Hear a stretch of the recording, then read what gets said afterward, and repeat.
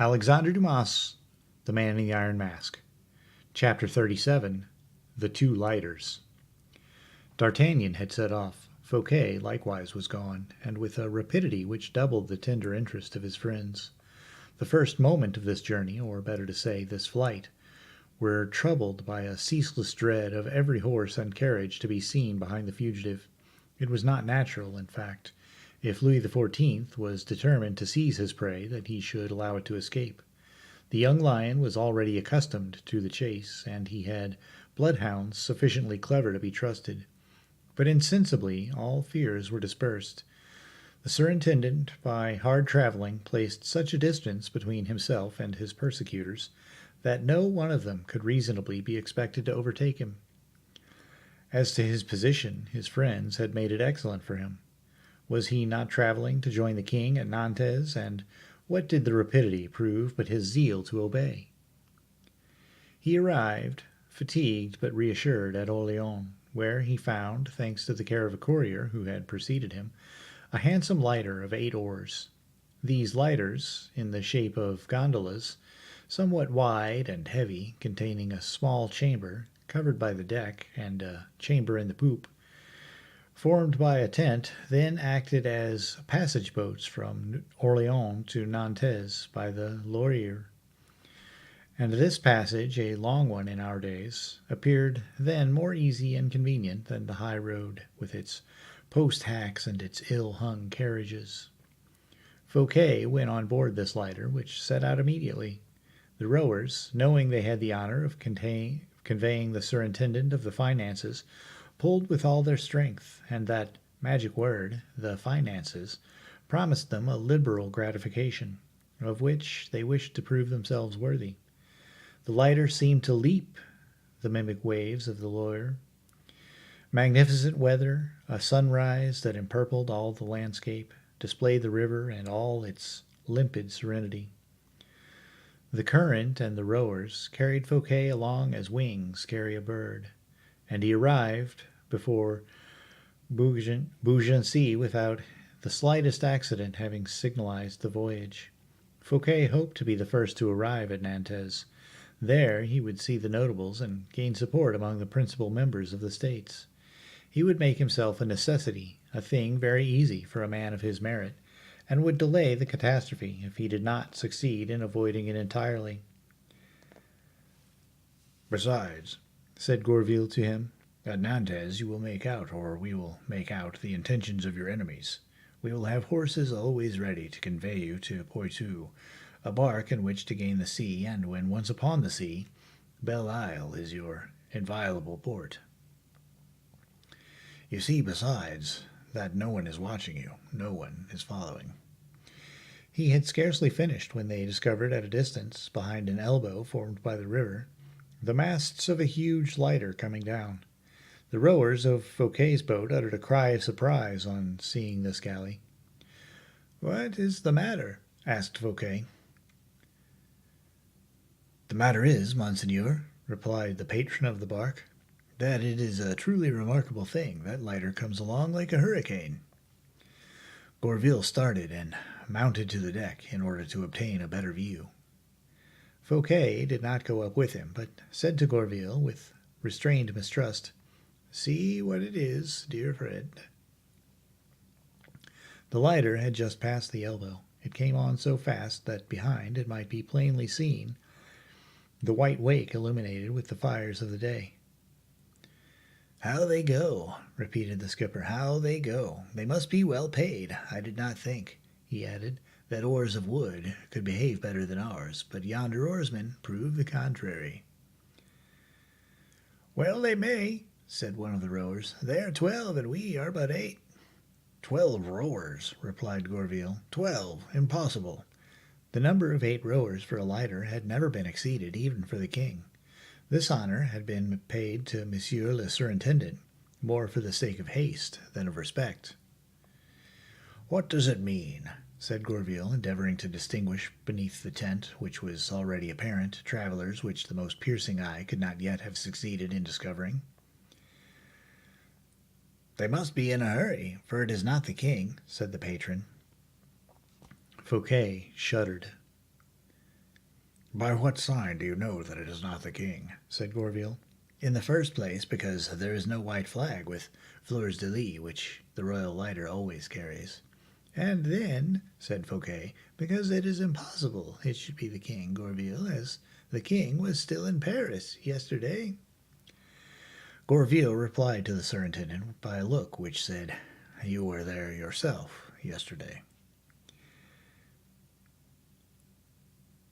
And by what sign do you make out there in such haste?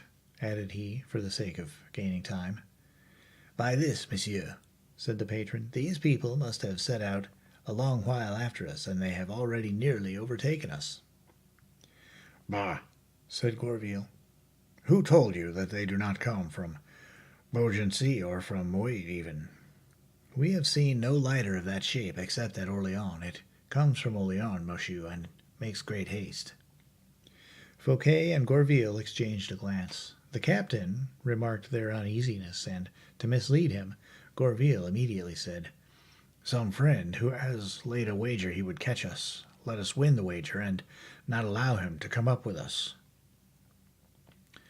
The patron opened his mouth to say that it was quite impossible, but Fouquet said with much hauteur, If it is anyone who wishes to overtake us, let him come. We can try, monsieur, said the man timidly. Come, fellows, put your strength. Row, row. No, said Fouquet. On the contrary, stop short. Monseigneur, what folly, interrupted Gorville, stooping toward his ear. Pull up, repeated Fouquet. The 8 oars stopped, and, resisting the water, created a retrograde motion. It stopped. The 12 rowers in the other did not, at first, perceive this maneuver, for they continued the urge on their boat so vigorously that it arrived quickly within musket shot. Fouquet was short-sighted. Gorville was annoyed by the sun, now full in his eyes. The skipper alone, with that habit and clearness which are acquired by a constant struggle with the elements, perceived distinctly the travellers in the neighborhood lighter. I can see them, cried he. There are 2. I can see nothing, said Gorville. You will not be long before you distinguish them. In 20 strokes of their oars, they will be within 10 paces of us. But what the patron announced was not realized. The lighter imitated the movement commanded by Fouquet, and instead of coming to join its pretended friends, it stopped short in the middle of the river. I cannot comprehend this, said the captain. Nor I, cried Gorville. You, who can see so plainly the people in that lighter, resumed Fouquet, try to describe them to us before we are too far off. I thought I saw 2, replied the boatman. I can only see 1 now, under the tent. What sort of man is he? He is a dark man, broad-shouldered, bull-necked. A little cloud at that moment passed across the azure, darkening the sun. Gorville, who was still looking, with one hand over his eyes, became able to see what he sought, and all at once, jumping from the deck into the chamber where Fouquet awaited him, Colbert, he said in a voice broken by emotion. Colbert, repeated Fouquet. Too strange. But no, it is impossible. I tell you, I recognized him, and he, at the same time, so plainly recognized me, that he has just gone into the chamber on the poop. Perhaps the king has sent him on our track. In that case, he would join us instead of lying by. What is he doing there? He is watching us, without a doubt. I do not like uncertainty, said Fouquet. Let us go straight up to him. Oh, monseigneur, do not do that. The lighter is full of armed men. He wishes to arrest me, then, Gorville? Why does he not come on? Monseigneur, it is not consistent with your dignity to go to meet even your ruin.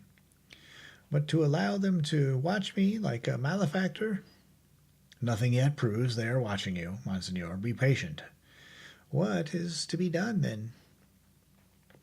Do not stop. You are only going so fast to appear to obey the king's order with zeal. Redouble the speed. He who lives will see. That is better. Come, cried Fouquet. Since they remain stock still yonder, let us go on. The captain gave the signal, and Fouquet's rowers resumed their task with all the success that could be looked for from men who had rested. Scarcely had the lighter made 100 fathoms than the other, what with the 12 rowers, resumed its rapid course. This position lasted all day, without any increase or diminution of distance between the two vessels.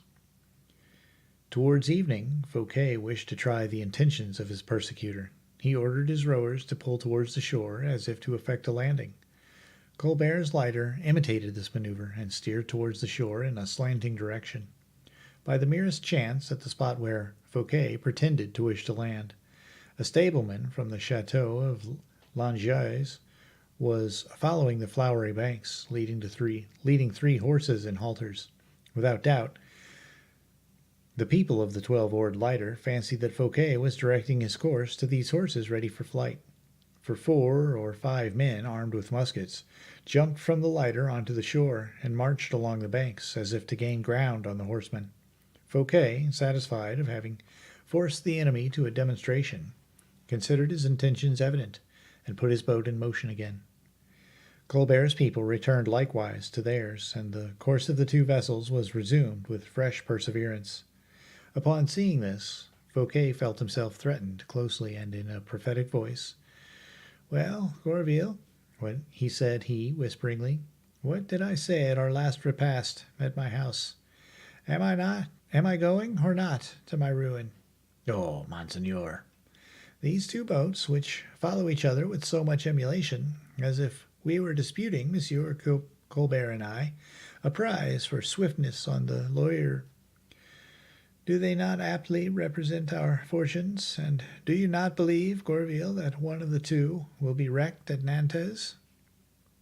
"At least," objected Gourville, "there is still uncertainty. You are about to appear at the States. You are about to show what sort of man you are. Your eloquence and genius for business are the buckler and sword that will serve to defend you, if not to conquer with. The Bretons do not know you, and when they become acquainted with you, your cause is won. Oh, let Monsieur Colbert look to it well, for his lighter is as much exposed as yours to being upset. Both go quickly. His faster than yours, it is true. We shall see which will be wrecked first." Fouquet, taking Gourville's hand, "My friend," said he, "everything considered remembers the proverb, 'First come, first served.' Well, Monsieur Colbert takes care not to pass me. He is a prudent man, is Monsieur Colbert." He was right. The two lighters held their course as far as Nantes, watching each other. When the surintendant landed, Gourville hoped he should be able to seek refuge at once, and have the relays prepared. But at the landing, the second lighter joined the first, and Colbert, approaching Fouquet, saluted him on the quay with marks of the profoundest respect. Marks so significant, so public, that their result was the bringing of the whole population upon La Fosse. Fouquet was completely self-possessed. He felt that in his last moments of greatness he had obligations towards himself. He wished to fall from such a height that this fall should crush some of his enemies. Colbert was there, so much the worse for Colbert. The surintendant, therefore, coming up to him, replied with that arrogant semi-closure of the eyes peculiar to him, "What, is that you, Monsieur Colbert?" "To offer you my respects, monseigneur," said the latter. "Were you in that lighter?" pointing to the one with 12 rowers. "Yes, monseigneur." "Of 12 rowers?" said Fouquet. "What luxury, Monsieur Colbert! For a moment I thought it was the Queen Mother." "Monseigneur," and Colbert blushed, "this is a voyage that will cost those who have to pay for it dear, Monsieur l'Intendant," said Fouquet. "But you have happily arrived. You see, however," added he, after a moment, "that I, who had but 8 rowers, arrived before you." And he turned his back towards him, leaving him uncertain whether the maneuvers of the second lighter had escaped the notice of the first. At least he did not give him the satisfaction of showing that he had been frightened. Colbert, so annoyingly attacked, did not give way. "I have not been quick, monseigneur," he replied, "because I followed your example whenever you stopped. And why did you do that, Monsieur Colbert? Cried Fouquet, irritated by the base audacity. As you had a superior crew to mine, why did you not either join me or pass me? Out of respect, said the intendant, bowing to the ground. Fouquet got into a carriage which the city had sent to him, we know not why or how, and he repaired to La Maison de Nantes, escorted by a vast crowd of people who, for several days, had been agog with expectation of a convocation of the States. Scarcely was he installed when Gourville went out to order horses on the route to Poitiers and Vannes, and a boat at Paimboeuf. He performed these various operations with so much mystery, activity, and generosity that never was Fouquet, then, laboring under attack of fever, more nearly saved, except for the counteraction of that immense disturber of human projects, chance. A report was spread during the night that the king was coming in great haste on post horses, and would arrive in 10 or 12 hours at the latest. The people, while waiting for the king, were greatly rejoiced to see the musketeers, newly arrived, with Monsieur d'Artagnan, their captain, and quartered in the castle, of which they occupied all the posts, in quality of guard of honor. Monsieur d'Artagnan, who was very polite, presented himself about 10 o'clock at the lodgings of the surintendant to pay his respectful compliments, and although the minister suffered from fever, although he was in such pain as to be bathed in sweat, he would receive Monsieur d'Artagnan, who was delighted with that honor, as will be seen by the conversation they had together. Chapter 38. Friendly Advice. Fouquet had gone to bed like a man who clings to life and wishes to economize as much as possible that slender tissue of existence of which the shocks and frictions of this world so quickly wear out the tenuity. D'Artagnan appeared at the door of this chamber and was saluted by the superintendent with a very affable "Good day." "Bonjour, monseigneur," replied the musketeer. "How did you get through the journey?" "Tolerably well, thank you." "And the fever?" "But poorly. I drink, as you perceive. I am scarcely arrived, and I have already levied a contribution of Tisane upon Nantes." "You should sleep first, monseigneur." Corbleu, my dear Monsieur d'Artagnan, I should be very glad to sleep." "Who hinders you?" "Why, you in the first place." "I? Oh, monseigneur." "No doubt you do. Is it at Nantes as at Paris? Do you not come in the king's name?" "For heaven's sake, monseigneur," replied the captain, "leave the king alone. The day on which I shall come on the part of the king, for the purpose you mean, take my word for it, I will not leave you long in doubt. You will see me place my hand on my sword according to the ordinance, and you will hear me say at once, in my ceremonial voice, 'Monseigneur, in the name of the king, I arrest you.'" "You promise me that frankness?" said the superintendent. "Upon my honor. But we have not come to that, believe me." "What makes you think that, Monsieur d'Artagnan? For my part, I think quite the contrary." "I have heard speak of nothing of the kind," replied d'Artagnan. Yea, said Fouquet. "Indeed, no. You are an agreeable man in spite of your fever. The king cannot help loving you at the bottom of his heart." Fouquet's expression implied doubt. "But Monsieur Colbert," said he, "does Monsieur Colbert love me as much as you say?" "I am not speaking of Monsieur Colbert," replied d'Artagnan. "He is an exceptional man. He does not love you. So much is very possible, but, mordieu, the squirrel can guard himself against the adder with very little trouble."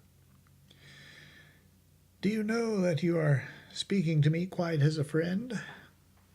replied Fouquet, "and that, upon my life, I have never met a man with your intelligence and heart." "You are pleased to say so," replied d'Artagnan. "Why did you wait till today to pay me such a compliment?" "Blind that we are," murmured Fouquet.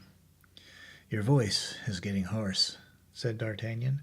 "Drink, monseigneur, drink. and he offered him a cup of tisane with the most friendly cordiality. Fouquet took it and thanked him by a gentle smile. Such things only happen to me," said the musketeer. "I have passed 10 years under your very beard, while you were rolling about tons of gold.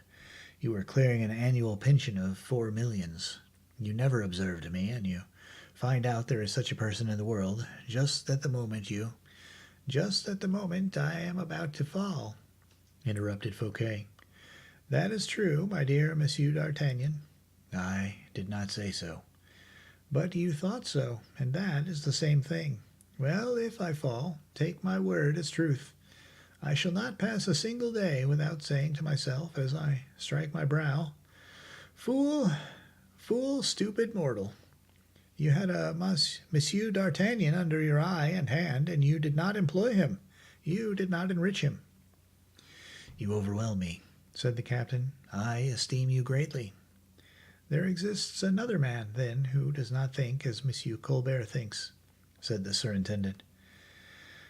"How this Monsieur Colbert looms up in your imagination! He is worse than fever." "Oh, I have good cause," said Fouquet. "Judge for yourself." And he related the details of the course of the lighters, and the hypocritical persecution of Colbert. "Is not this a clear sign of my ruin?" D'Artagnan became very serious. "That is true," he said. "Yes, it has an unsavory odor, as the Monsieur de Tréville used to say." And he fixed on Monsieur Fouquet his intelligent and significant look. "Am I not clearly designated in that, Captain? Is not the king bringing me to Nantes to get me away from Paris, where I have so many creatures, and to possess himself of Belle Isle?" "Where Monsieur d'Herblay is," added D'Artagnan. Fouquet raised his head. "As for me, Monseigneur," continued D'Artagnan, "I can assure you the king has said nothing to me against you." "Indeed?" "The king commanded me to set out for Nantes, it is true, and to say nothing about it to Monsieur de Gesvres." "My friend." "To Monsieur de Gesvres, yes, Monseigneur," continued the musketeer, whose eyes did not cease to speak a language different from the language of his lips. "The king, moreover, commanded me to take a brigade of musketeers, which is apparently superfluous, as the country is quite quiet." "A brigade?" said Fouquet, raising himself upon his elbow. 96 horsemen, yes, Monseigneur. The same number as were employed in arresting Messieurs Deschales, de Cinq-Mars, and Montmorency." Fouquet pricked up his ears at these words, pronounced without apparent value. "And what else?" said he. "Oh, nothing but insignificant orders, such as guarding the castle, guarding every lodging, allowing none of Monsieur de Gesvres' guards to occupy a single post." "And as to myself," cried Fouquet, "what orders had you?" "As to you, Monseigneur, not the smallest word." "Monsieur d'Artagnan, my safety, my honor, perhaps my life are at stake. You would not deceive me." "Aye, to what end? Are you threatened? Only there is really an order with respect to carriages and boats." "An order?" "Yes, but it cannot concern you, a simple measure of police." "What is it, Captain? What is it?" "To forbid all horses or boats to leave Nantes without a pass signed by the king." "Great God! But—" D'Artagnan began to laugh. "All that is not to be put into execution before the arrival of the king at Nantes. So you see plainly, Monseigneur, the order is no wise concerns you." Fouquet became thoughtful, and D'Artagnan feigned not to observe his preoccupation.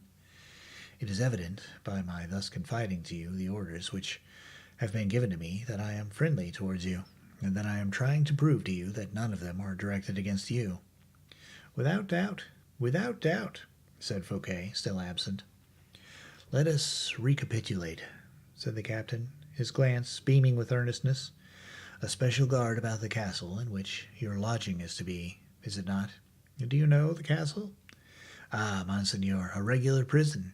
The absence of Monsieur de Gesvres, who has the honor of being one of your friends, the closing of the gates of the city and of the river without a pass, but only when the king shall have arrived. Please to observe, Monsieur Fouquet, that if, instead of speaking to man like you who are the one of the first in the kingdom, I were speaking to a troubled, uneasy conscience, I should compromise myself forever. What a fine opportunity for anyone who wishes to be free. No police, no guards, no orders, the water free, the roads free. Monsieur d'Artagnan obliged to lend his horses if required.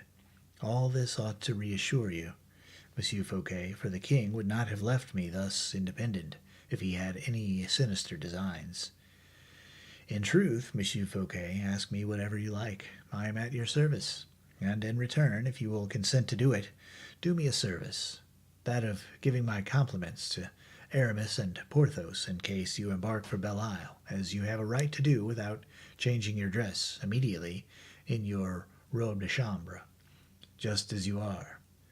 Saying these words, and with a profound bow, the musketeer, whose looks had lost none of their intelligent kindness, left the apartment.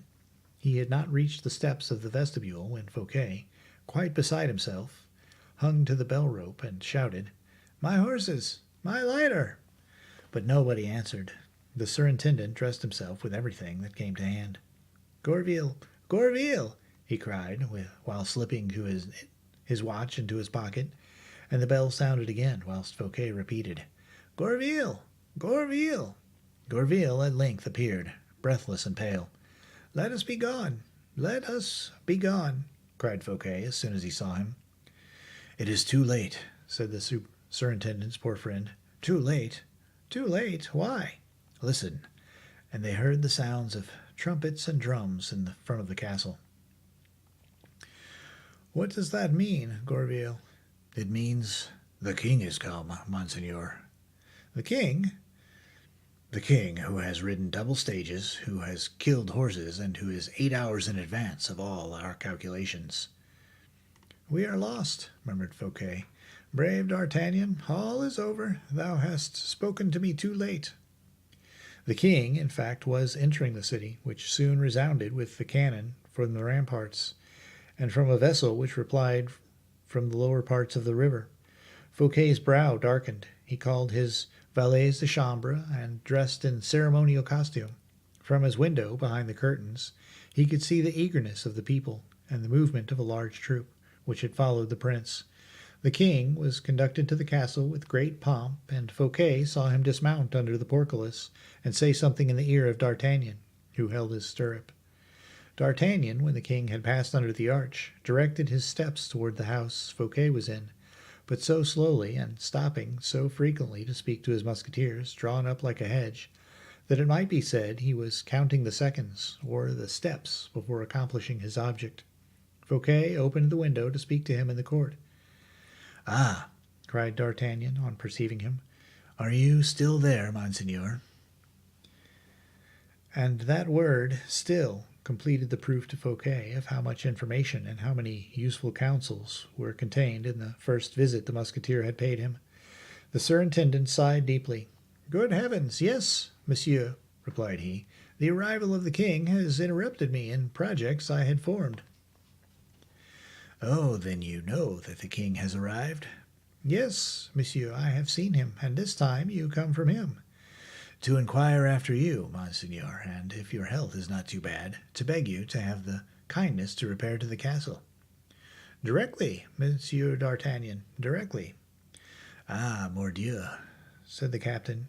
"Now the king is come, there is no more walking for anybody, no more free will. The password governs all now, you as much as me as much as you." Fouquet heaved a last sigh, climbed with difficulty into his carriage, so great was his weakness, and went to the castle, escorted by D'Artagnan, whose politeness was not less terrifying this time than it had been just before consoling and cheerful. Chapter 39. How the King, Louis XIV, played his little part.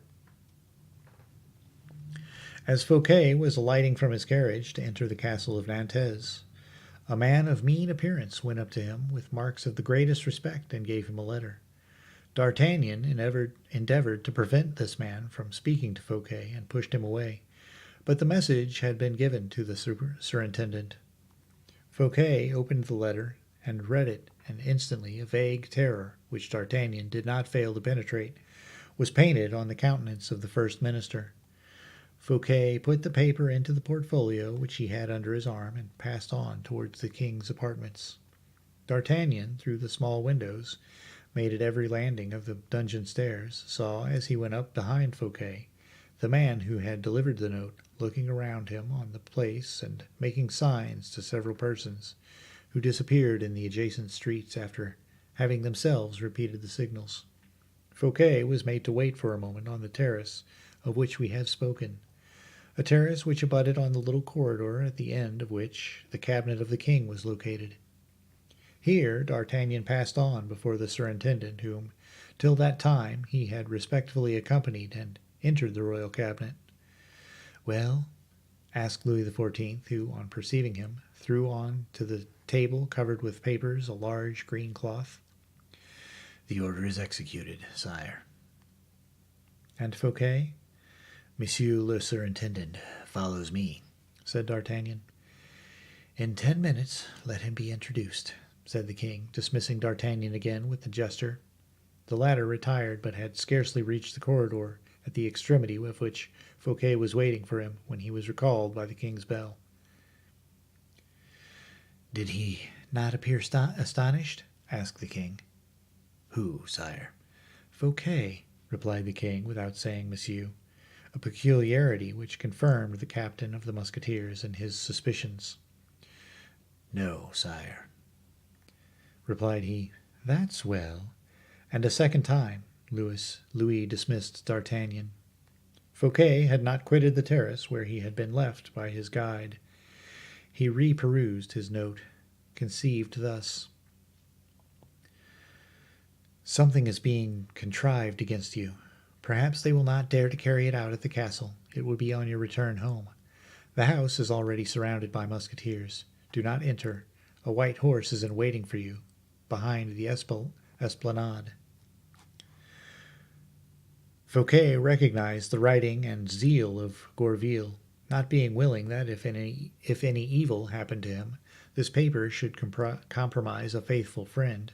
The superintendent was busy tearing it into 1,000 morsels, spread about by the wind from the balustrade of the terrace. D'Artagnan found him watching the snowflake fluttering of the last scraps in space. "Monsieur," said he, "the king awaits you."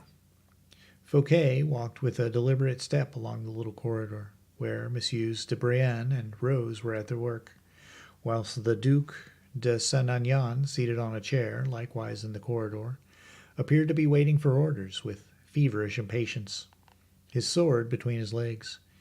It appeared strange to Fouquet that Messieurs Brienne, Rose, and de Saint Aignan, in general so attentive and obsequious, should scarcely take the least notice as he, the superintendent, passed. But how could he expect to find it otherwise among courtiers, whom the king no longer called anything but Fouquet? He raised his head, determined to look every one and everything bravely in the face, and entered the king's apartment, where a little bell, which we already know, had already announced him to his majesty. The king, without rising, nodded to him, and with interest. "Well, how are you, Monsieur Fouquet?" said he. "I am in a high fever," replied the superintendent, "but I am at the king's service." "That is well. The states assemble tomorrow. Have you a speech ready?" Fouquet looked at the king with astonishment. "I have not, sire," replied he, "but I will improvise one. I am too well acquainted with affairs to feel any embarrassment. I have only one question to ask. Will your majesty permit me?" "Certainly. Ask it." "Why did not your majesty do his first minister the honor of giving him notice of this in Paris?" "You were ill. I was not willing to fatigue you." Never did an explanation fatigue me, sire, and since the moment has come for me to demand an explanation of my king, Oh, Monsieur Fouquet, an explanation? An explanation, pray, of what? Of your Majesty's intentions with respect to myself. The king blushed. I have been calumniated. I have been calumniated, continued Fouquet warmly, and I feel called upon to adjure to the justice of the king to make inquiries. You say this all to me very uselessly, Monsieur Fouquet. I know what I know. Your Majesty can only know the things that have been told to you, and I, on my part, have said nothing to you, whilst others have spoken many, many times. What do you wish to say? Said the king, impatient to put an end to this embarrassing conversation. I will go straight to the facts, sire, and I accuse a certain man of having injured me in your Majesty's opinion. Nobody has injured you, Monsieur Fouquet. That reply proves to me, sire, that I am right. Monsieur Fouquet, I do not like people to be accused. Not when one is accused? We have already spoken too much about this affair. Your Majesty will not allow me to justify myself? I repeat that I do not accuse you. Fouquet, with a half bow, made a step backward.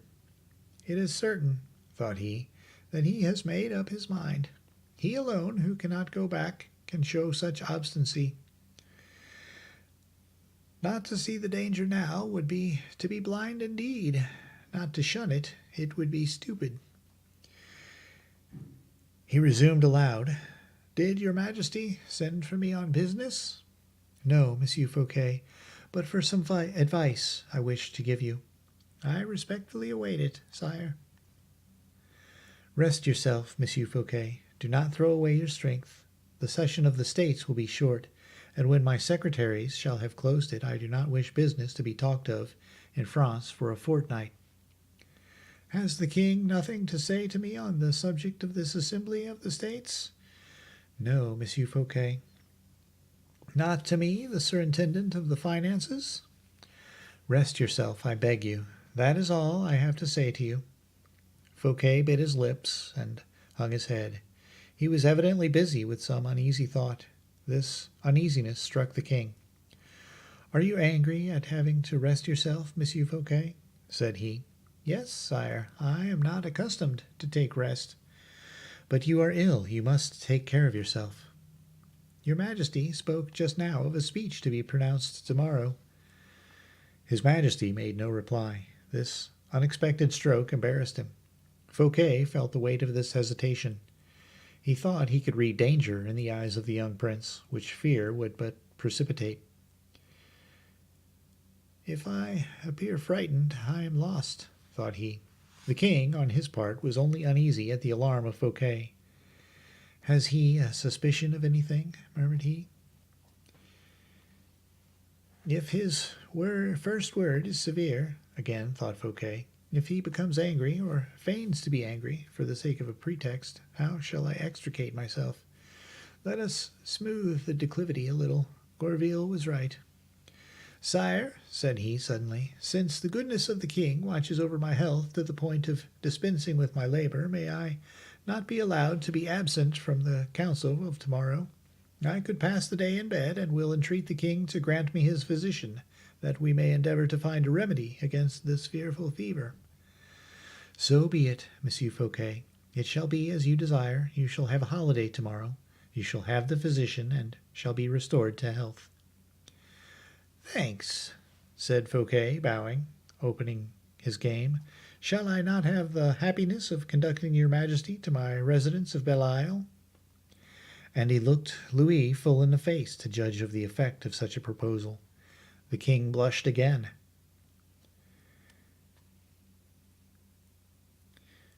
Do you know, replied he, endeavoring to smile, that you have just said, my residence of Belle Isle? Yes, sire. Well, do you not remember, continued the king in the same cheerful tone, that you gave me Belle Isle? That is true again, sire. Only as you have not taken it, you will doubtless come with me and take possession of it. I mean to do so. That was, besides, your Majesty's intention as well as mine, and I cannot express to your Majesty how happy and proud I have been to see all the king's regiments from Paris to help take possession." The king stammered out that he did not bring the musketeers for that alone. "No, I am convinced of that," said Fouquet warmly. "Your Majesty knows very well that you have nothing to do but come alone with a cane in your hand to bring to the ground all the fortifications of Belle Isle." "Peste!" cried the king. "I do not wish those fine fortifications, which cost so much to build, to fall at all. No, let them stand against the Dutch and the English. You would not guess what I want to see at Belle Isle, Monsieur Fouquet. It is the pretty peasants and women of the lands on the seashore, who dance so well and are so seducing with their scarlet petticoats. I have heard great boasts of your pretty tenants, Monsieur le Surintendant. Well, let me have a sight of them." "Whenever your Majesty pleases. Have you any means of transport? It shall be tomorrow, if you like." The Surintendant felt this stroke, which was not adroit, and replied, "No, sire, I was as ignorant of your Majesty's wish. Above all, I was ignorant of your haste to see Belle Isle, and I am prepared with nothing." "You have a boat of your own, nevertheless." "I have 5, but they are all in port or at Pemboeuf, and to join them or bring them hither would require at least 24 hours. Have I any occasion to send a courier? Must I do so?" "Wait a little. Put an end to the fever. Wait till tomorrow." "That is true. Who knows but that by tomorrow we may not have 100 other ideas," replied Fouquet, now perfectly convinced and very pale. The king started and stretched his hand out a little towards his little bell, but Fouquet prevented his ringing. "Sire," said he, "I have an ague. I am trembling with cold. If I remain a moment longer, I shall most likely faint. I request your Majesty's permission to go and fling myself beneath the bedclothes. Indeed, you are in a shiver. It is painful to behold. Come, Monsieur Fouquet, be gone. I will send to inquire after you." "Your Majesty overwhelms me with kindness. In an hour I shall be better." "I will call someone to reconduct you," said the king. "As you please, sire. I would gladly take the arm of anyone." "Monsieur d'Artagnan!" cried the king, ringing his little bell. "No, sire," interrupted Fouquet, laughing in such a manner as made the prince feel cold. "Would you give me the captain of your musketeers to take me to my lodgings? An equivocal honor that, sire, a simple footman, I beg. And why, Monsieur Fouquet? Monsieur d'Artagnan conducts me often, and extremely well." "Yes, but when he conducts you, sire, it is to obey you, whilst me—" "Go on." "If I am obliged to return home, supported by the leader of the musketeers, it would everywhere be said that you had had me arrested." "Arrested?" replied the king, who became paler than Fouquet himself. "Arrested? Oh!" "And why should they not say so?" continued Fouquet, still laughing. "And I would lay a wager there would be people found wicked enough to laugh at it." This sally disconcerted the monarch. Fouquet was skilful enough, or fortunate enough, to make Louis XIV recoil before the appearance of the deed he meditated. Monsieur d'Artagnan, when he appeared, received an order to desire a musketeer to accompany the surintendant.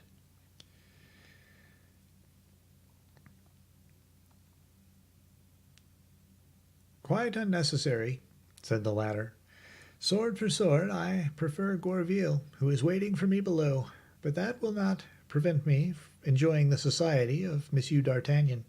I am glad he will see Belle Isle. He was so good a judge of fortifications." D'Artagnan bowed, without at all comprehending what was going on. Fouquet bowed again and left the apartment, affecting all the slowness of a man who walks with difficulty. When once out of the castle, "I am saved," said he. "Oh, yes, disloyal king, you shall see Belle Isle, but it shall be when I am no longer there." He disappeared, leaving D'Artagnan with the king. "Captain," said the king, "you will follow Monsieur Fouquet at the distance of 100 paces." "Yes, sire." He is going to his lodgings again. You will go with him. Yes, sire. You will arrest him in my name, and will shut him up in a carriage. In a carriage. Well, sire, in such a fashion that he may not, on the road, either converse with anyone or throw notes to people he may meet. That will be rather difficult, sire. Not at all. Pardon me, sire. I cannot stifle Monsieur Fouquet, and if he asks for liberty to breathe, I cannot prevent him by closing both the windows and the blinds. He will throw out at the doors all the cries and notes possible. The case is provided for, Monsieur d'Artagnan. A carriage with a trellis will obviate both the difficulties you point out. A carriage with an iron trellis? Cried D'Artagnan. But a carriage with an iron trellis is not made in half an hour, and your Majesty commands me to go immediately to Monsieur Fouquet's lodgings. The carriage in question is already made. Ah, that is quite a different thing, said the captain. If the carriage is ready made, very well then, we have only to set it in motion.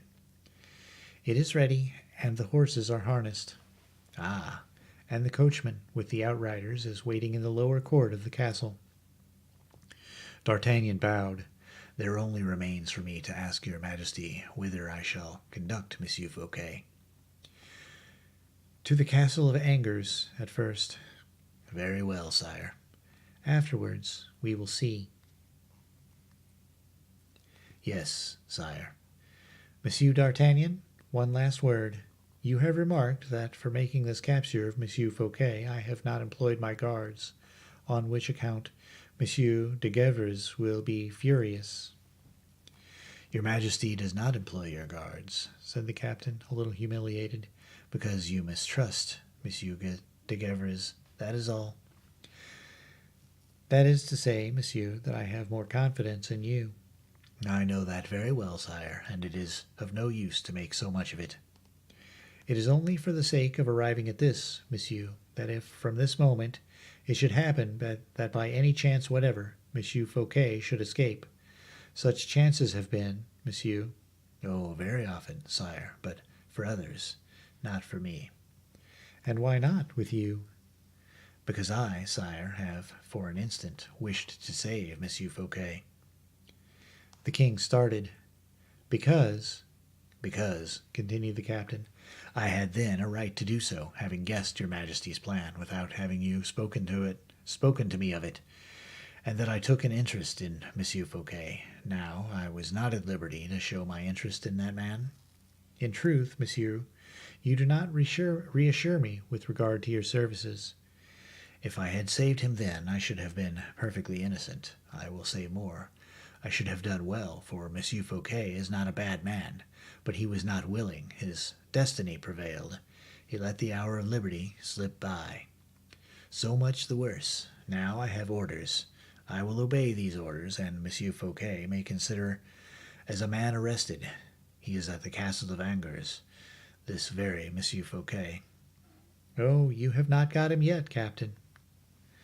That concerns me. Everyone to his trade, sire. Only once more, reflect. Do you seriously give me orders to arrest Monsieur Fouquet, sire? Yes, 1,000 times yes. In writing, sire, then. Here is the order. D'Artagnan read it, bowed to the king, and left the room. From the height of the terrace he perceived Gourville, who went by with a joyous air towards the lodgings of Monsieur Fouquet. Chapter 40. The White Horse and the Black. That is rather surprising, said D'Artagnan. Gourville running around the streets so gaily when he is almost certain that Monsieur Fouquet is in danger, when it is almost equally certain that it was Gourville who warned Monsieur Fouquet just now by the note which was torn into 1,000 pieces upon the terrace and given to the winds by Monsieur le Surintendant. Gourville is rubbing his hands. That is because he has done something clever. Whence comes Monsieur Gourville? Gourville is coming from the Rue aux Herbes. Whither does the Rue aux Herbes lead? And D'Artagnan followed, along the tops of the houses of Nantes, dominated by the castle, the line traced by the streets, as he would have done upon a topographical plan, only Instead of the dead, flat paper, the living chart rose in relief with the cries, the movements, and the shadows of men and things. Beyond the enclosure of the city, the great verdant plains stretched out, bordering the Loire, and appeared to run toward the pink horizon, which was cut by the azure of the waters and the dark green of the marshes. Immediately outside the gates of Nantes, two white roads were seen diverging like separate fingers of a gigantic hand. D'Artagnan, who had taken in all the panorama at a glance by crossing the terrace, was led by the line of the Rue aux Herbes to the mouth of one of those roads which took its rise under the gates of Nantes. One step more, and he was about to descend the stairs, take his trellised carriage, and go toward the lodgings of Monsieur Fouquet. But chance decreed, at the moment of plunging into the staircase, that he was attracted by a moving point, then gaining ground upon that road. "What is that?" said the Musketeer to himself. "A horse galloping. A runaway horse, no doubt. What a rate he is going at!" The moving point became detached from the road and entered into the fields. "A white horse," continued the captain, who had just observed the color thrown luminously against the dark ground. "And he is mounted. It must be some boy whose horse is thirsty and has run away with him." These reflections, rapid as lightning, simultaneous with visual perception, D'Artagnan had already forgotten when he descended the first steps of the staircase. Some morsels of paper were spread over the stairs and shone out white against the dirty stones. Eh, said the captain to himself, "here are some of the fragments of the note, torn by Monsieur Fouquet, poor man. He has given his secret to the wind. The wind will have no more to do with it, and brings it back to the king. Decidedly, Fouquet, you play with misfortune. The game is not a fair one. Fortune is against you. The star of Louis XIV obscures yours. The adder is stronger and more cunning than the squirrel." D'Artagnan picked up one of these morsels of paper as he descended. "Gourville's pretty little hand," cried he, whilst examining one of the fragments of the note. "I was not mistaken." And he read the word horse. "Stop," said he, and examined another, upon which there was not a letter traced. Upon the third he read the word white. "White horse," repeated he, like a child that is spelling. "Ah, mordieu!" cried the suspicious spirit, "a white horse." And, like that grain of powder which, burning, dilates into 10,000 times its volume, D'Artagnan, enlightened by the ideas and suspicions, rapidly reascended the stairs towards the terrace. The white horse was still galloping in the direction of the Loire, at the extremity of which, melting into the vapors of the water, a little sail appeared, wave-balanced like a water butterfly. "No," cried the Musketeer, "only a man who wants to fly would go at that pace across ploughed lands.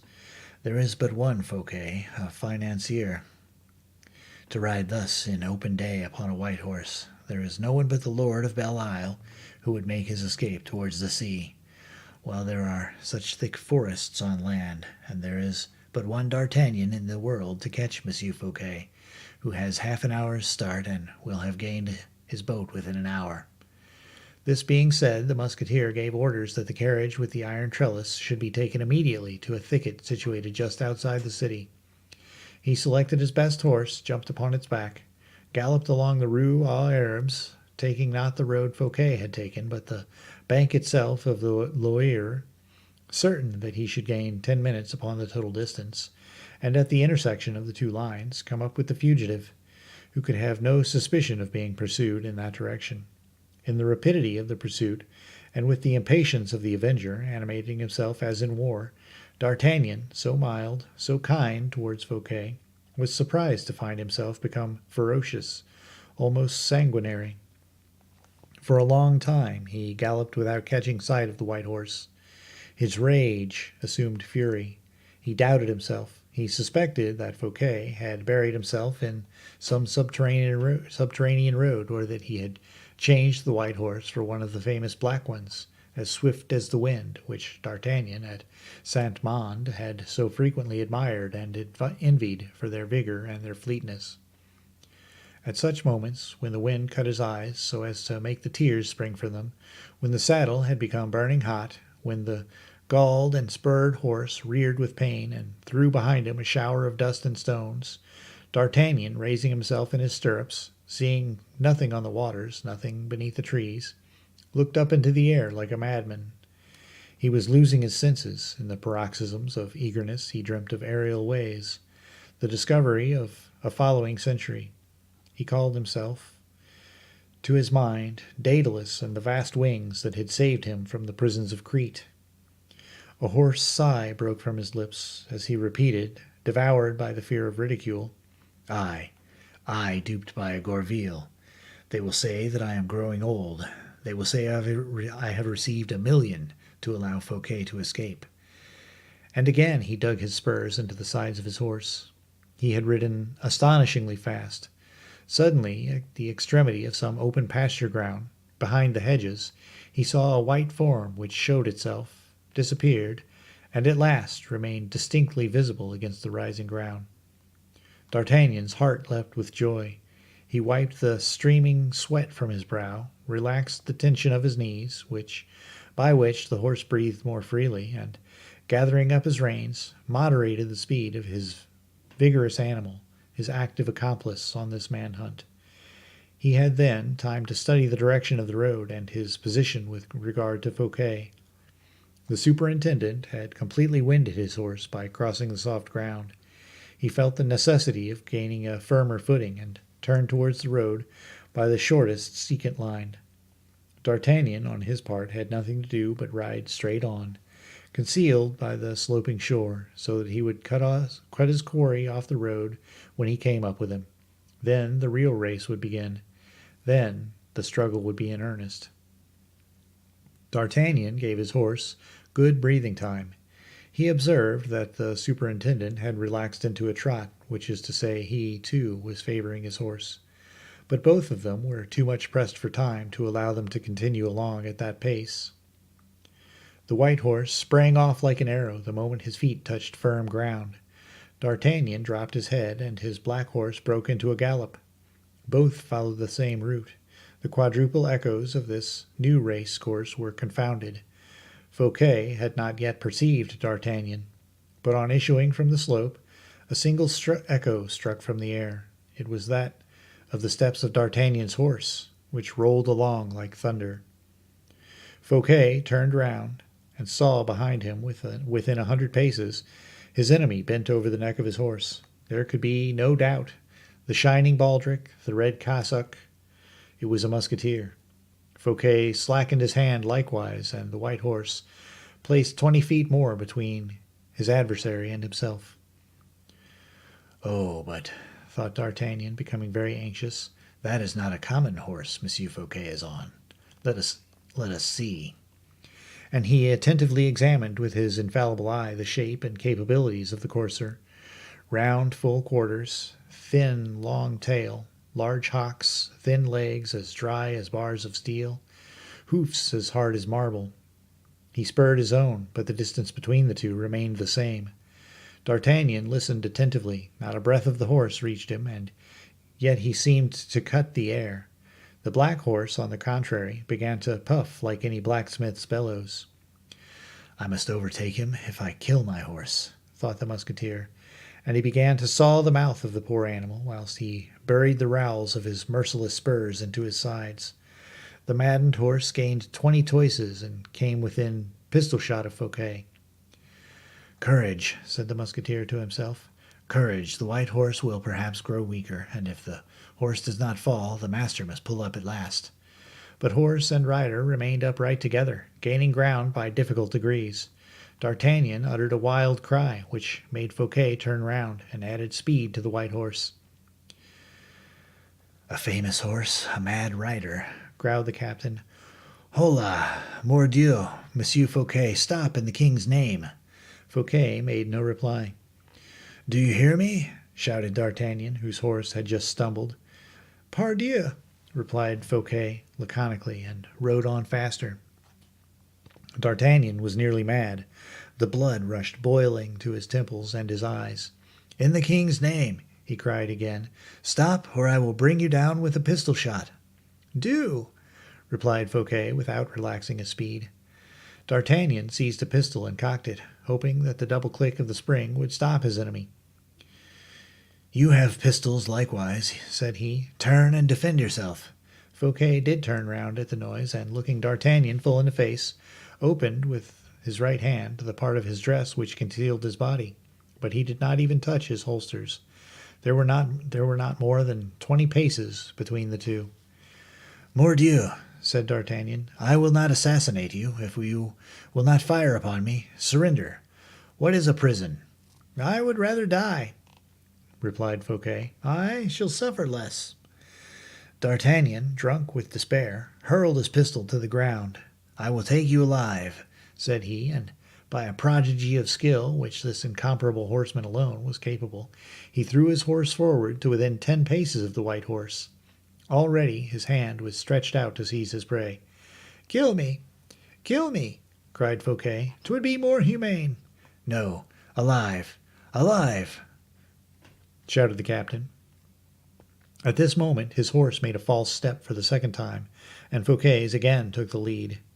It was an unheard-of spectacle, this race between two horses, which now only kept alive by the will of their riders. It might be said that D'Artagnan rode, carrying his horse along between his knees. To the furious gallop had succeeded the fast trot, and that had sunk to what might be scarcely called a trot at all. But the chase appeared equally warm in the two fatigued athleteaux. D'Artagnan, quite in despair, seized his second pistol and cocked it. "At your horse, not at you," he cried to Fouquet, and he fired. The animal was hit in the quarters. He made a furious bound and plunged forward. At that moment D'Artagnan's horse fell dead. "I am dishonored," thought the Musketeer. "I am a miserable wretch, for pity's sake. Monsieur Fouquet, throw me one of your pistols, that I may blow out my brains." But Fouquet rode away. "For mercy's sake, for mercy's sake," cried D'Artagnan. "That which you will not do at this moment, I myself will do within an hour, but here, upon this road. I shall die bravely. I should die esteemed. Do me that service, Monsieur Fouquet." Monsieur Fouquet made no reply, but continued to trot on. D'Artagnan began to run after his enemy. Successively, he threw away his hat, his coat, which embarrassed him, and then the sheath of his sword, which got between his legs as he was running. The sword in his hand itself became too heavy, and he threw it after the sheath. The white horse began to rattle in its throat. D'Artagnan gained upon him. From a trot, the exhausted animal sunk to a staggering walk. The foam from his mouth was mixed with blood. D'Artagnan made a desperate effort, sprang towards Fouquet, and seized him by the leg, saying in a broken, breathless voice, "I arrest you in the king's name. Blow my brains out, if you like. We have both done our duty." Fouquet hurled far from him into the river the two pistols D'Artagnan might have seized, and dismounting from his horse, "I am your prisoner, monsieur," said he. "Will you take my arm, for I see you are ready to faint?" "Thanks," murmured D'Artagnan, who, in fact, felt the earth sliding from under his feet, and the light of day turning to blackness around him. Then he rolled upon the sand without breath or strength. Fouquet hastened to the brink of the river, dipped some water in his hat, which he bathed the temples of the Musketeer, and introduced a few drops between his lips. D'Artagnan raised himself with difficulty, and looked about him with a wandering eye. He beheld Fouquet on his knees, with his wet hat in his hand, smiling upon him with ineffable sweetness. "You are not off, then?" cried he. "Oh, monsieur, the true king of royalty in heart, in soul, is not Louis of the Louvre or Philip of Sainte Marguerite. It is you, proscribed, condemned. I, who this day am ruined by a single error, Monsieur D'Artagnan." "What in the name of heaven is that?" "I should have had you for a friend. But how shall we return to Nantes? We are a great way from it." "That is true," said D'Artagnan gloomily. "The white horse will recover, perhaps. He is a good horse. Mount, Monsieur d'Artagnan. I will walk till you have rested a little." "Poor beast, and wounded too," said the Musketeer. "He will go, I tell you. I know him.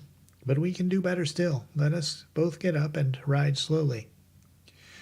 "We can try," said the captain. But they had scarcely charged the animal with this double load when he began to stagger, and then, with a great effort, walked a few minutes, then staggered again, and sank down dead by the side of the black horse, which he had just managed to come up to.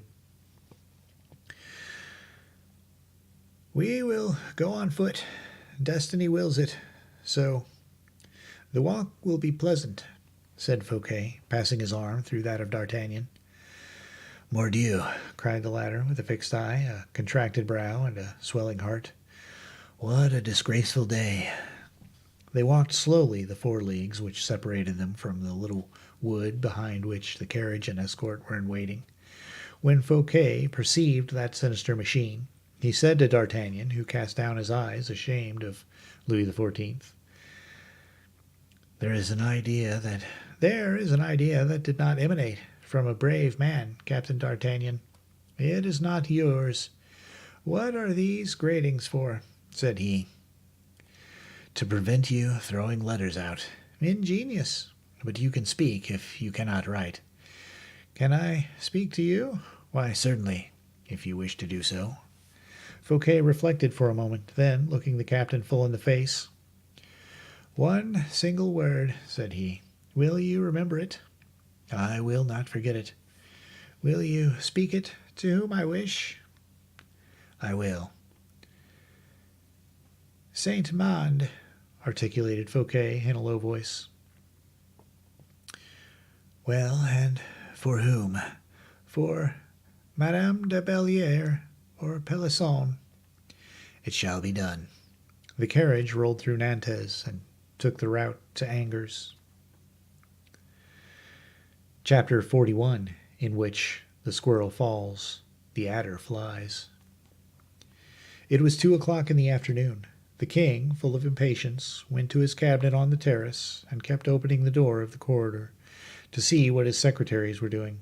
Monsieur Colbert, seated in the same place Monsieur de Saint-Aignan had so long ago occupied in the morning, was chatting in a low voice with Monsieur de Brienne.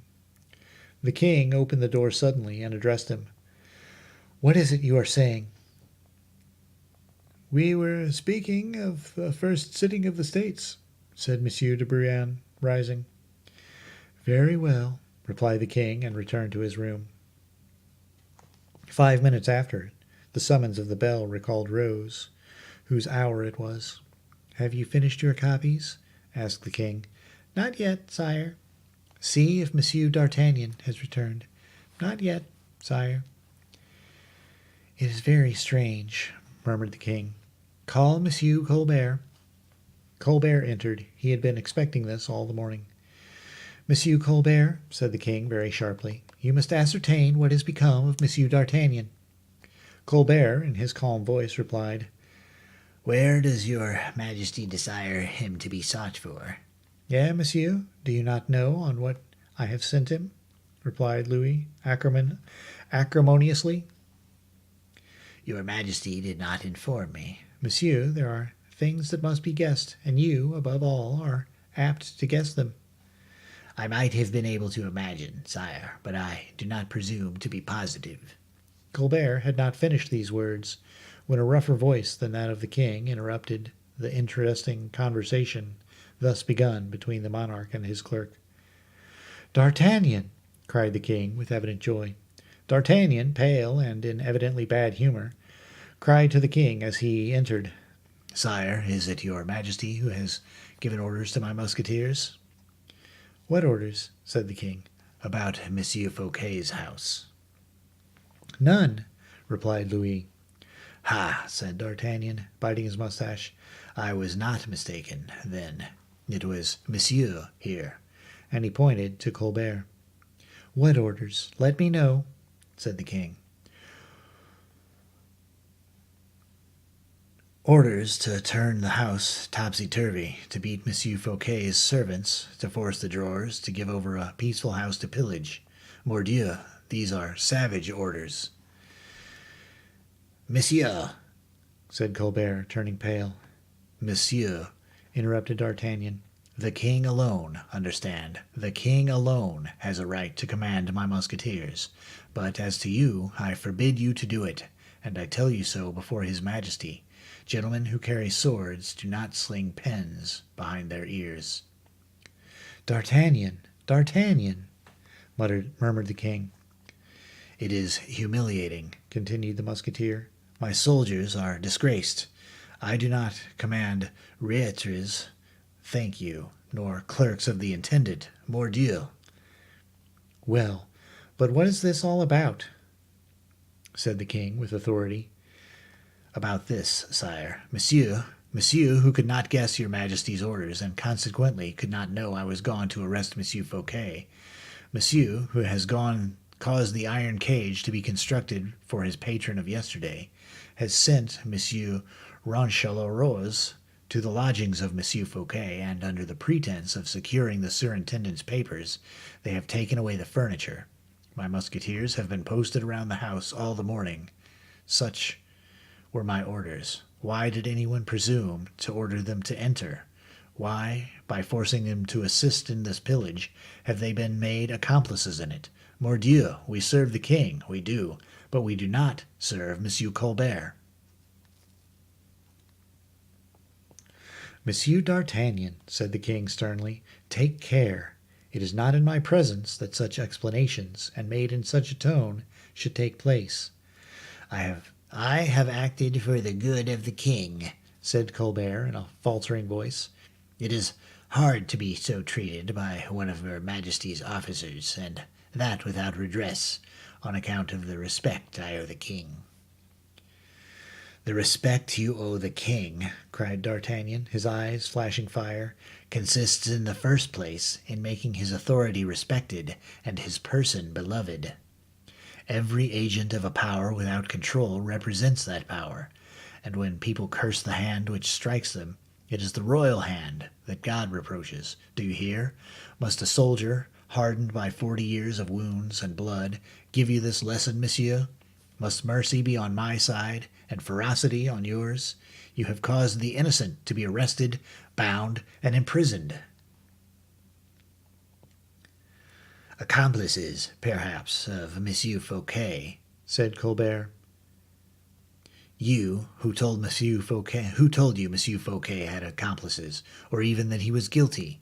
The king alone knows that. His justice is not blind. When he says, arrest and imprison such and such a man, he is obeyed. Do not talk to me, then, any more of the respect you owe the king, and be careful of your words, that they may not chance to convey the slightest menace, for the king will not allow those to be threatened who do him service by others who do him disservice. And if in case I should have, which God forbid, a master so ungrateful, I would make myself respected. Thus saying, D'Artagnan took his station haughtily in the king's cabinet, his eyes flashing, his hand on his sword, his lips trembling, affecting much more anger than he really felt. Colbert, humiliated and devoured with rage, bowed to the king as if to ask his permission to leave the room.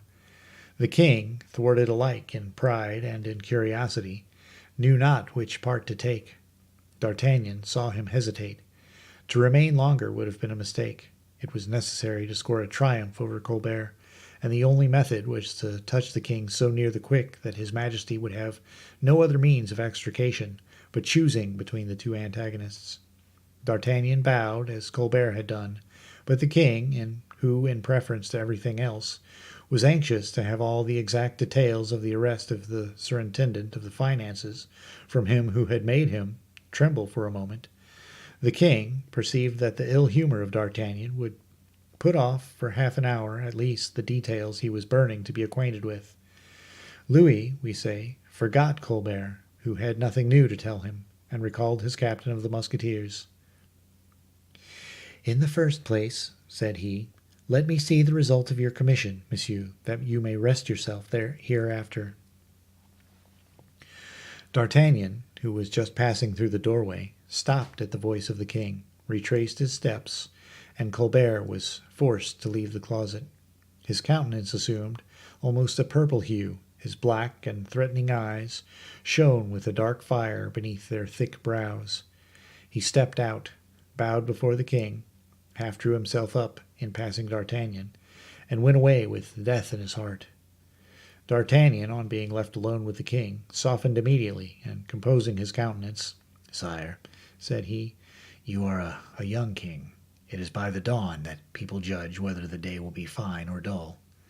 How, sire, will the people, whom the hand of God has placed under your law, argue of your reign, if, between them and you allow angry and violent ministers to interpose their mischief?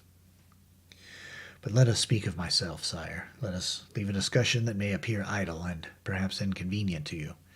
Let us speak of myself. I have arrested Monsieur Fouquet." "You took plenty of time about it," said the king sharply. D'Artagnan looked at the king. "I perceive that I have expressed myself badly. I announced to your majesty that I had arrested Monsieur Fouquet." "You did? And what then?" "Well, I ought to have told your majesty that Monsieur Fouquet had arrested me. That would have been more just. I re-established the truth, then. I have been arrested by Monsieur Fouquet." It was now the turn of Louis XIV to be surprised. His majesty was astonished in his turn. D'Artagnan, with his quick glance, appreciated what was passing in the heart of his master. He did not allow him time to put any questions.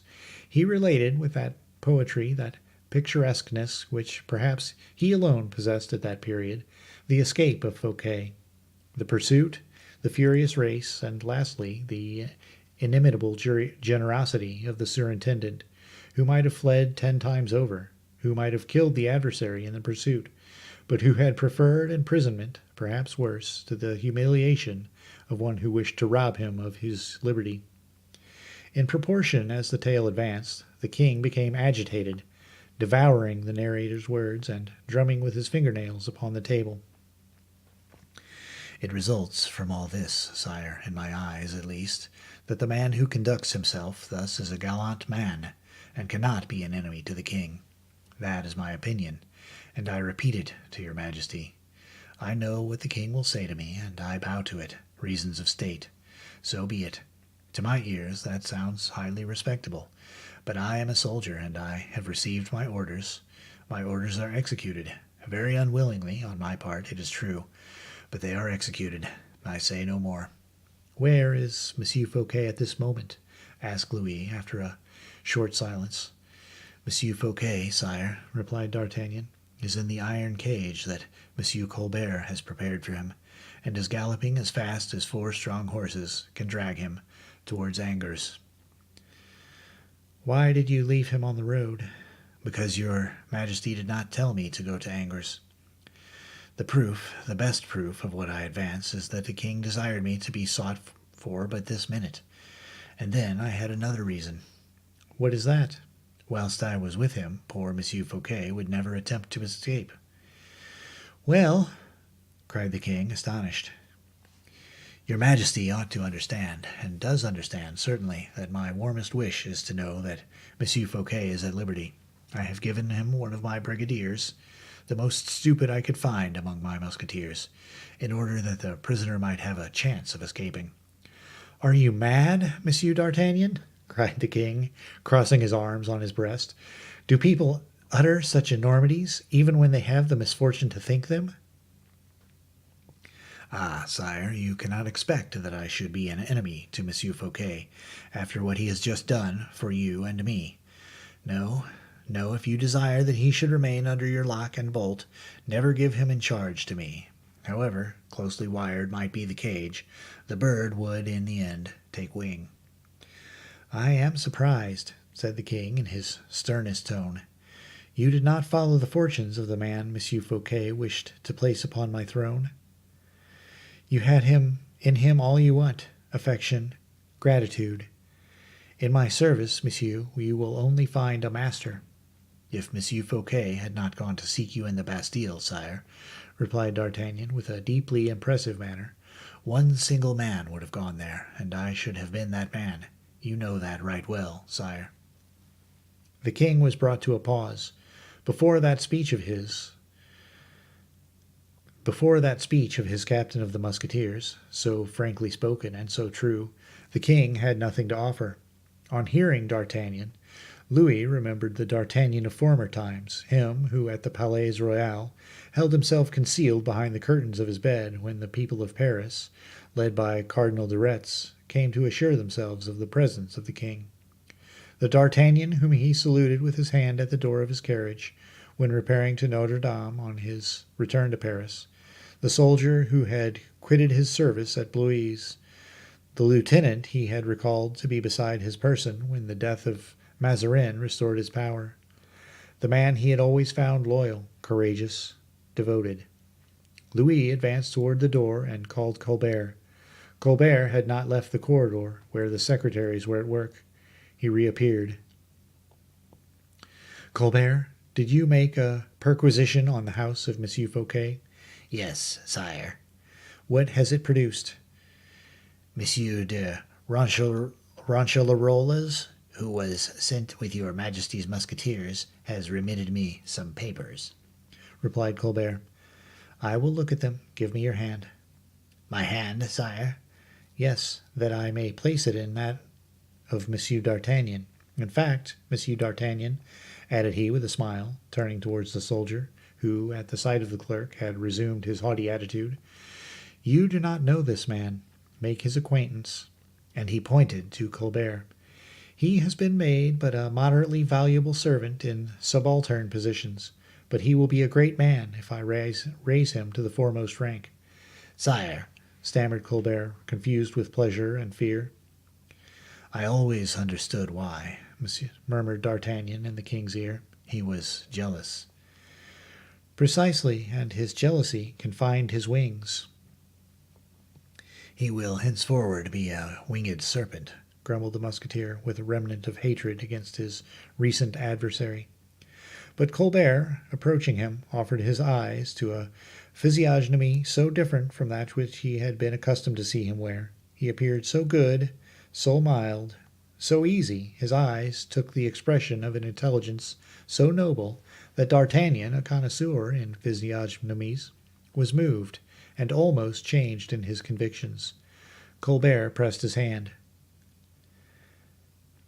That which the king has just told you, monsieur, proves how well his majesty is acquainted with men.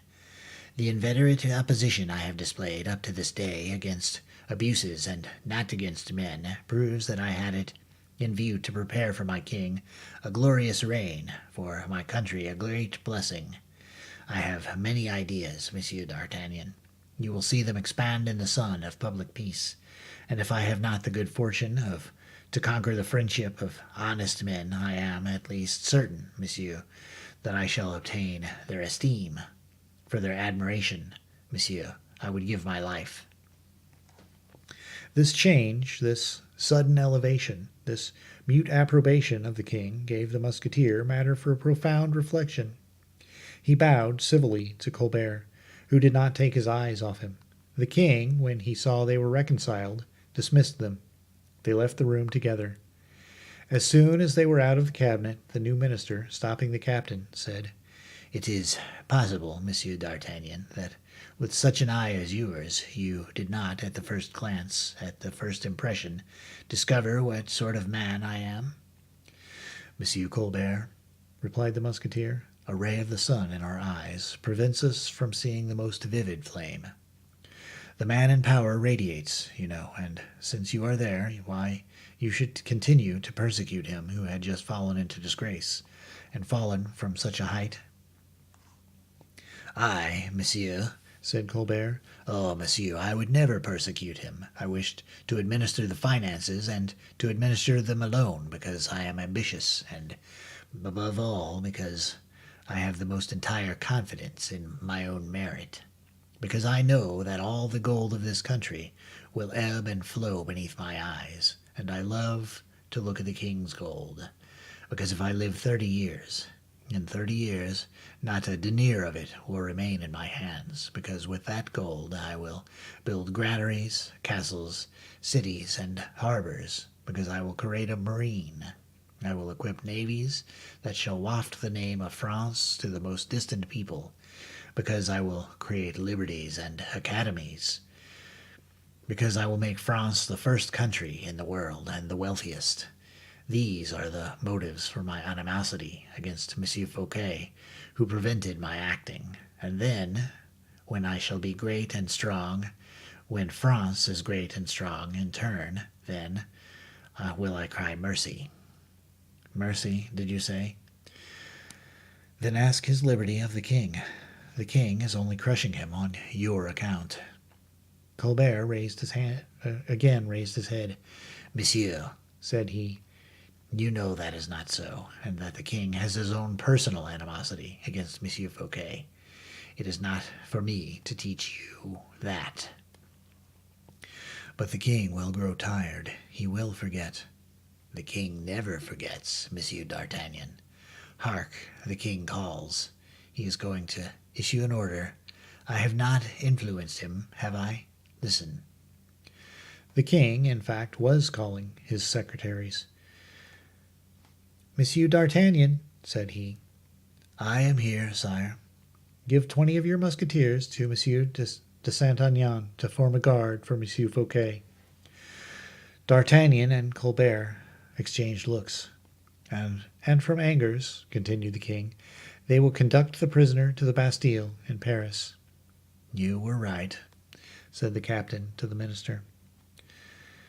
Saint-Aignan, continued the king, you will have anyone shot who shall attempt to speak privately with Monsieur Fouquet during the journey. But myself, sire, said the duke. You, monsieur, will only speak to him in the presence of the musketeers. The duke bowed and departed to execute his commission. D'Artagnan was about to retire likewise, but the king stopped him. Monsieur, said he, you will go immediately and take possession of the isle and fief of Belle Isle and Mer. Yes, sire. Alone, you will take a sufficient number of troops to prevent delay in case the place should be contumacious. A murmur of courtly incredulity rose from the group of courtiers. That shall be done, said D'Artagnan. I saw the place in my infancy, resumed the king, and I do not wish to see it again. You have heard me? Go, monsieur, and do not return without the keys. Colbert went up to D'Artagnan. A commission which, if you carry it out well, will be worth a marechal's baton to you. Why do you employ the words, if you carry it out well? Because it is difficult. Ah, in what respect? You have friends in Belle Isle, Monsieur d'Artagnan, and it is not an easy thing for men like you to march over the bodies of their friends to obtain success. D'Artagnan hung his head in deepest thought, whilst Colbert returned to the king. A quarter of an hour after, the captain received the written order from the king to blow up the fortress of Belle Isle in case of resistance, with power of life and death over all the inhabitants of refugees, and an injunction not to allow one to escape. Colbert was right, thought D'Artagnan. For me, the baton of a Marechal of France will cost the lives of my two friends. Only they seem to forget that my friends are not more stupid than the birds, and that they will not wait for the hand of the fowler to extend over their wings. I will show them that hand so plainly that they will have quite time enough to see it. Poor Porthos, poor Aramis. No, my fortune shall not cost your wings as a feather. Having thus determined, D'Artagnan assembled the royal army, embarked it at Paimboeuf, and set sail without the loss of an unnecessary minute. Chapter 42. Belle Isle and Mer. At the extremity of the mole against which the furious sea beats at the evening tide, two men, holding each other by the arm, were conversing in an animated and expansive tone, without the possibility of any human being hearing their words, borne away as they were, one, by the gusts of wind, with the white foam swept from the crests of the waves. The sun had just gone down in the vast sheet of the crimsoned ocean, like a gigantic crucible.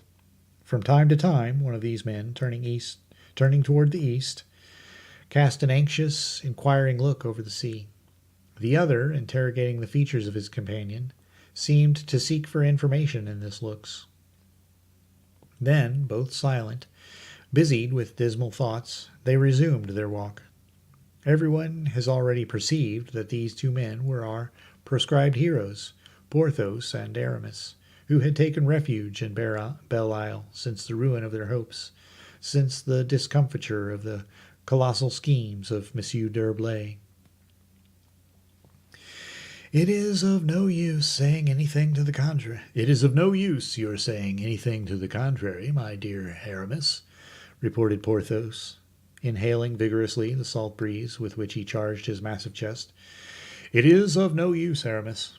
The disappearance of all the fishing boats that went out 2 days ago is not an ordinary circumstance. There has been no storm at sea. The weather has been constantly calm, not even the lightest gale, and even if we had a tempest, all our boats would not have foundered. I repeat, it is strange. This complete disappearance astonishes me, I tell you. True, murmured Aramis. You are right, friend Porthos. It is true. There is something strange in it.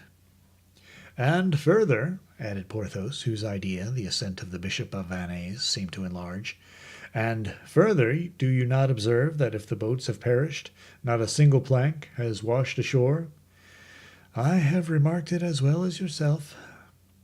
And do you not think it strange that the only 2 boats we had left in the whole island, and which I sent in search of the others?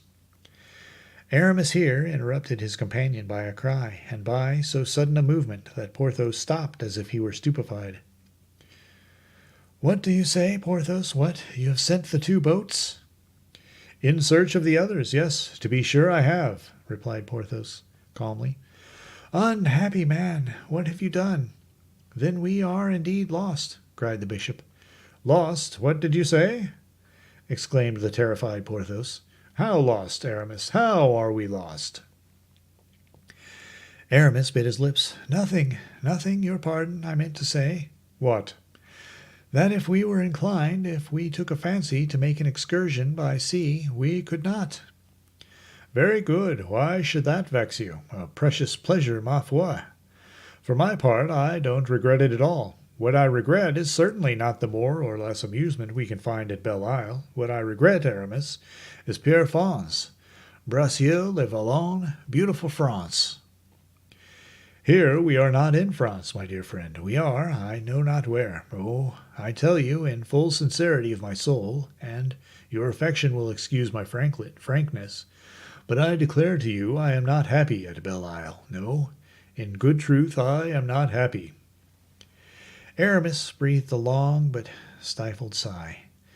Dear friend, replied he, that is why it is so sad a thing you have sent the 2 boats we had left in search of the boats which disappeared 2 days ago. If you had not sent them away, we would have departed. Departed? And the orders, Aramis? Aramis? What orders?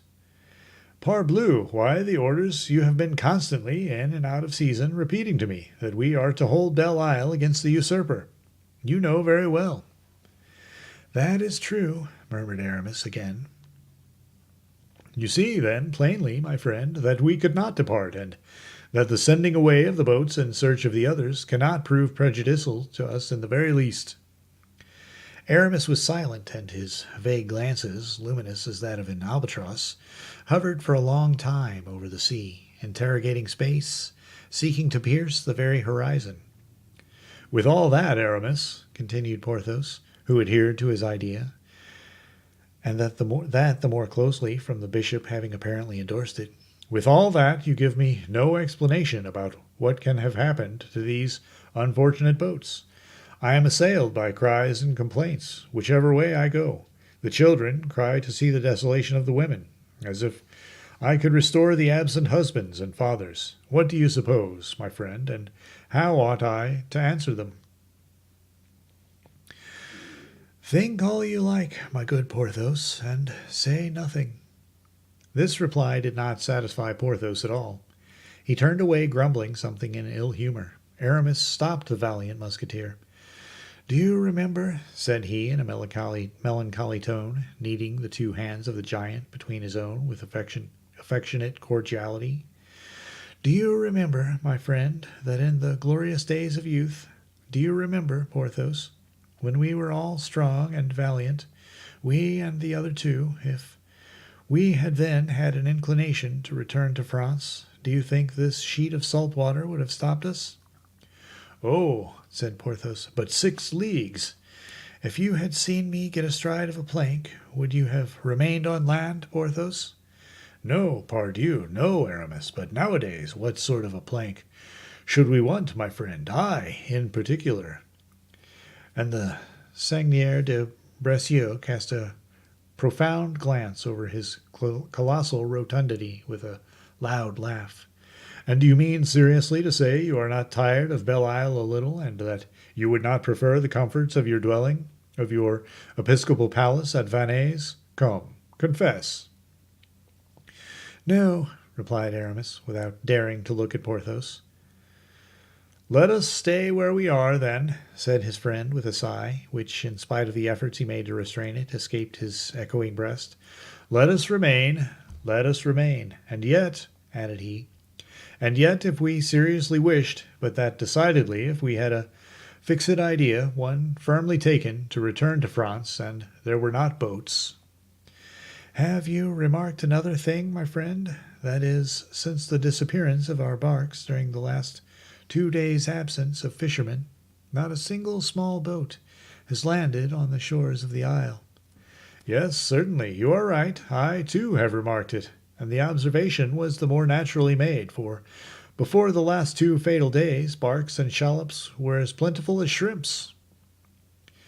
I must inquire, said Aramis suddenly and with great agitation, and then, if we had a raft constructed— But there are some canoes, my friend. Shall I board one? A canoe? A canoe? Can you think of such a thing, Porthos? A canoe to be upset in? No, no, said the Bishop of Vannes. It is not our trade to ride upon the waves. We will wait. We will wait. And Aramis continued walking about with increased agitation. Porthos, who grew tired of following all the feverish movements of his friend, Porthos, who in his faith and calmness understood nothing of the sort of exasperation which was betrayed by his companion's continual convulsive starts, Porthos stopped him. Let us sit down upon this rock, said he. Place yourself there, close to me, Aramis, and I conjure you, for the last time, to explain to me in a manner I can comprehend. Explain to me what we are doing here. Porthos, said Aramis, much embarrassed, I know that the false king wished to dethrone the true king. That is a fact that I understand well. Yes, said Aramis.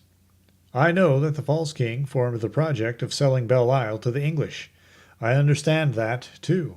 Yes, I know that we engineers and captains came and threw ourselves into Belle Isle to take direction of the works, and the command of 10 companies levied and paid by Monsieur Fouquet, or rather the 10 companies of his son-in-law. All that is plain.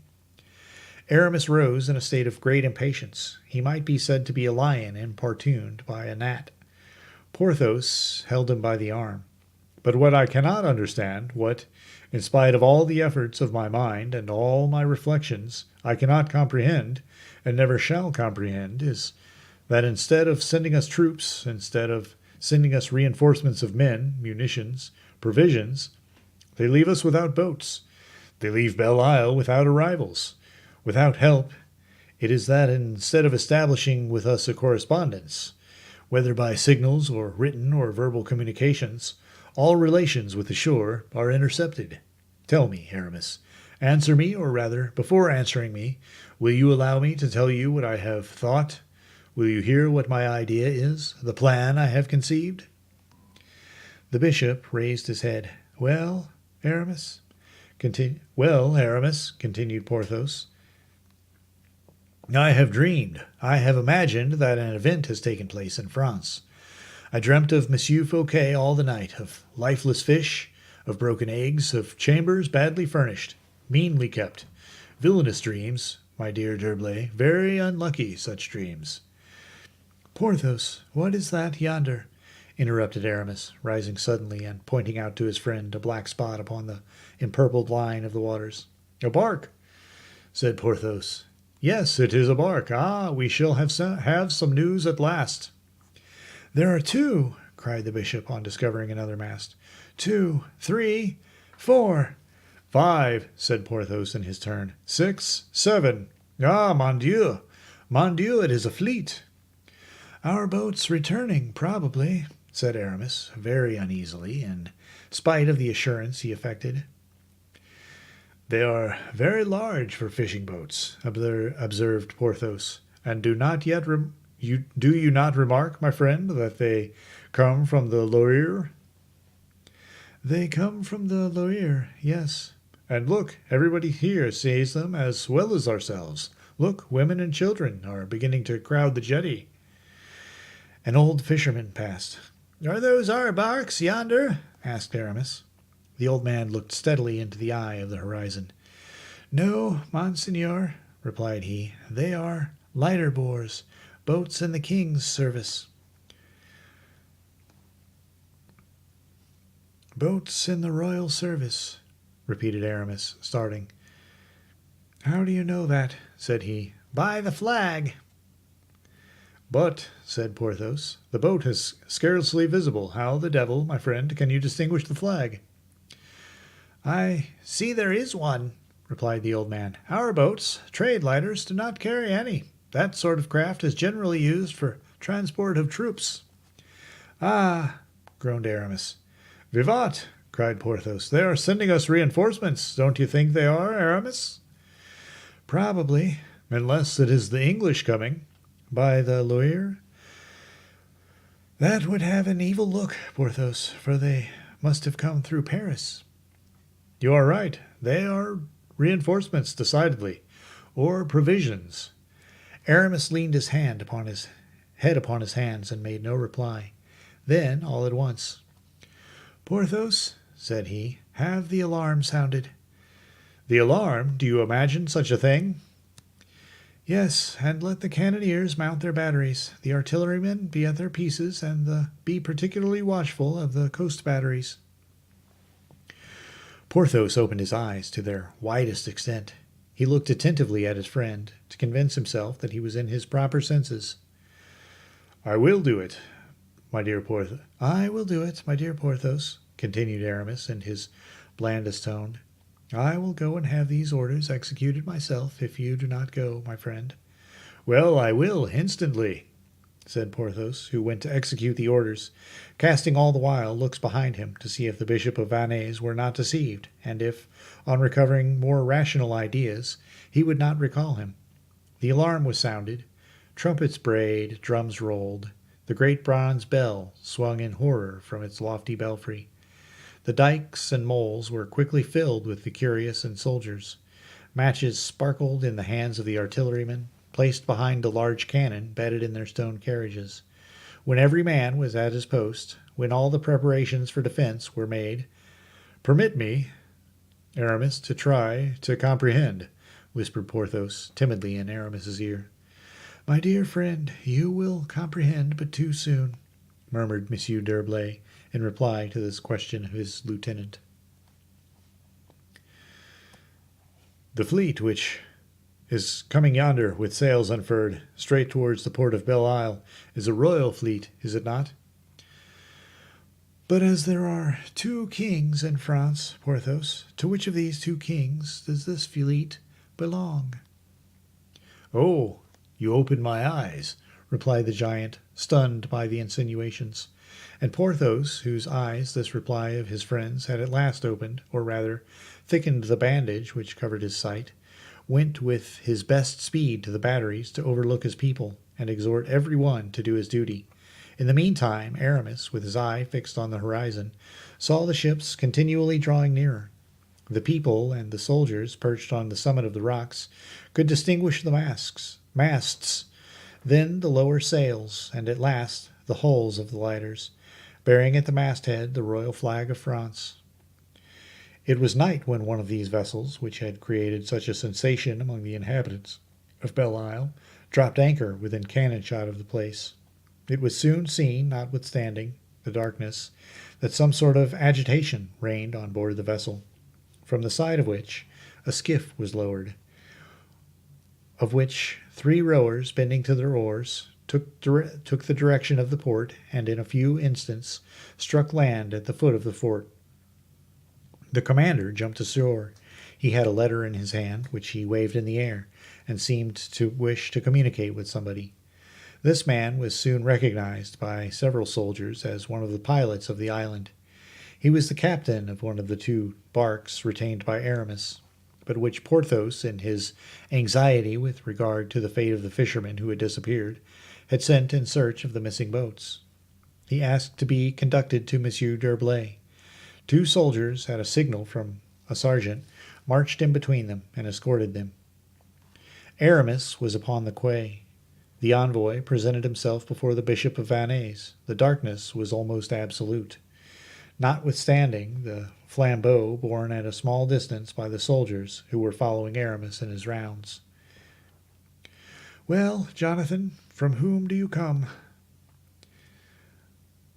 "Monseigneur, from those who captured me."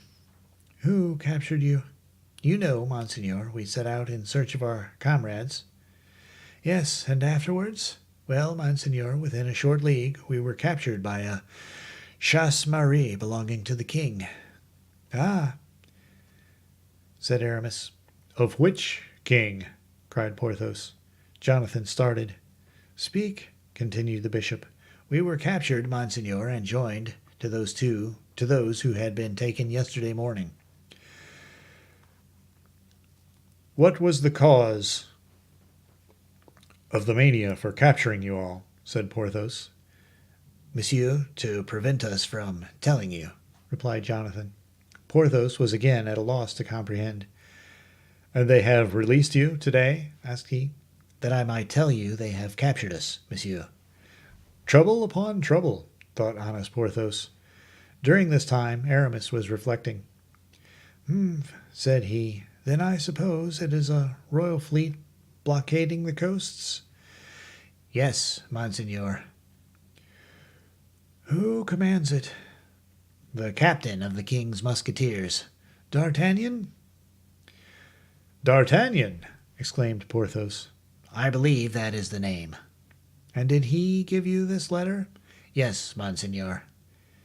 "It is his writing," said Porthos. Aramis eagerly read the following lines. "Order of the king to take Belle Isle, or to put the garrison to the sword if they resist. Order to make prisoners of all the men of the garrison. Signed, D'Artagnan, who the day before yesterday arrested Monsieur Fouquet for the purpose of his being sent to the Bastille." Aramis turned pale and crushed the paper in his hands. "What is it?"